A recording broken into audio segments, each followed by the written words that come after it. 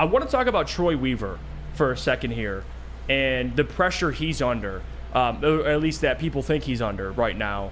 How do you think last night affected that? Do you think picking Ausar Thompson helps his case or hurts his case? This is tough because with Troy Weaver, I'm more harsh on the 2020 draft than you are, but I can also acknowledge that Troy Weaver has done a lot to make up for that with his past 2 drafts.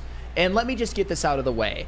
It was not Troy Weaver's fault that the Detroit Pistons fell to number 5 in the lottery, not at all. It's not Troy Weaver's fault that there wasn't a prospect available at number 5 who was going to excite the masses the way that Jaden Ivey did last year. I think we would all agree with that. It's not as celebratory of a mood today as it was this time of last year.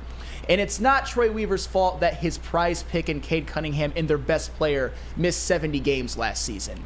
So, and Chris Platty mentioned it, I don't know if it was on the heavyweights or if it was on your draft show last night. He said something that I thought was interesting, that the Detroit Pistons are not a real 17-win team.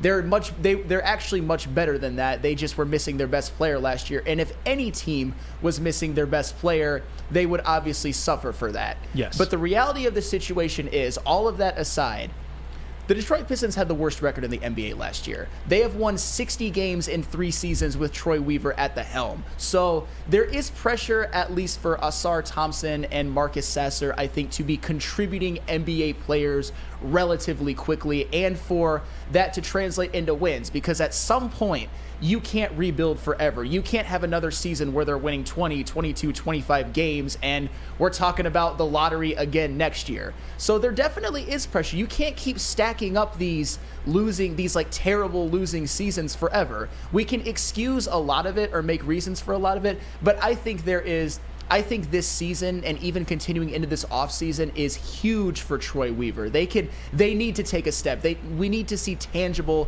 results in the win column.